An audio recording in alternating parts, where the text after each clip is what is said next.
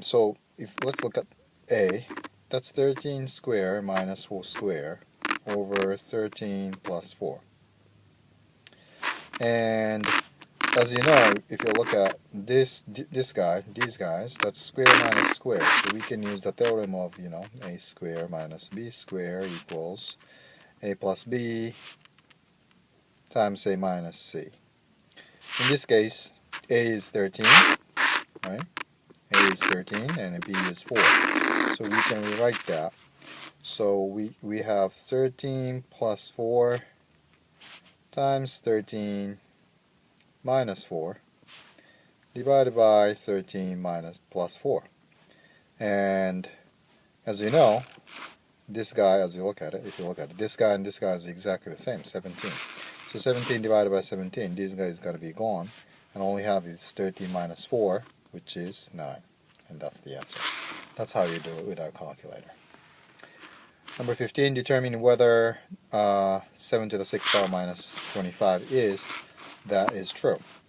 So is there any way that you can write 7 to the 6th power into some number to the 2nd power? Then we can, as we know, that's 25 is 5 squared. So if we can write 7 to the 6th power into some kind of square, then we can have some kind of number square minus 5 squared. Then we can use the same theorem, a square minus b square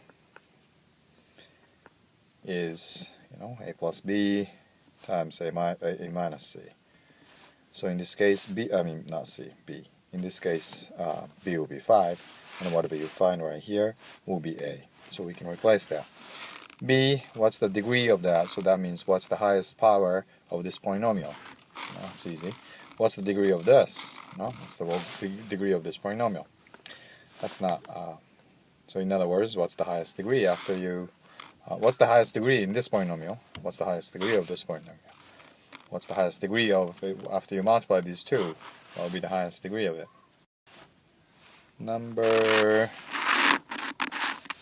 Oh, we don't have any problem in this page. Okay. At the right is a diagram 7 by 7 square with corner missing. How many small squares are left in this shape? Explain how you calculate your answer without counting every square. Everybody can write, do 1, 2, 3, 4, 5, but I know you can do it, but do something else.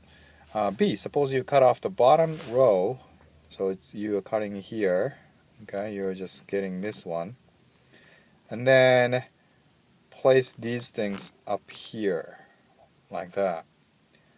What are the side lengths of this rectangle? Explain.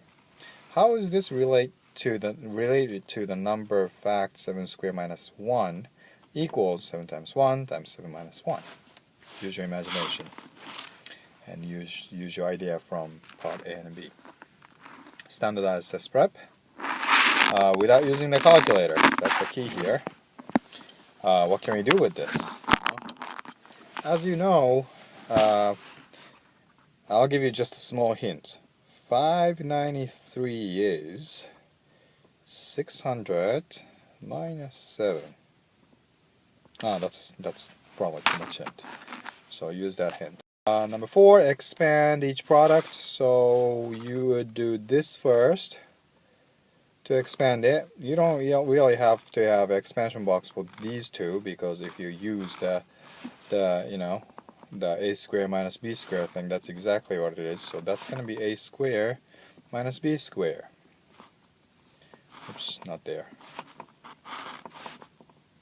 Times a squared plus b squared. And if you look at this as, again, this is square minus square, right? So if we put some hands on, let's say, okay, here, okay, let's put the big smiley mark right there, and let's put the big mark, big angry one right there. So we'll have smiley minus mad, yeah, and then I put the smiley sticker on a square, and then a mad sticker on b square. I know you don't like it, but let me do this. So now we can do this because this exactly looks like a minus b, you know, and then a plus b. Right? That's got to be a squared minus b squared. Therefore, this has got to be smiley mark squared minus mad mark squared. If you peel that off, you'll get what? A square minus b squared squared. Therefore, that's a to the fourth minus b to the fourth. And you can use this idea for the rest of the problem. And I think that's it. Oh, there's another one. Factor that. Alright, so this is the easy one. Again, you can use the idea of a squared minus b squared equals a plus b times a minus b. Which one will be a? In this case, for part A will be x, b will be z. So replace those numbers. For this one, for b, 25, you have to write it in some kind of form. So 25 is 5 squared, so in this case it will be 5. So in this case, x minus 3 will be a. So you would have x minus 3 for a. So you will have x minus 3 plus 36. Well, 36 is 6 squared, so it should be 6. Right? And then you have x minus 3 minus 6. So do it out.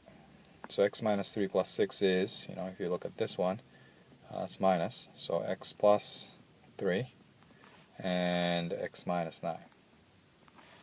Okay? And that's it.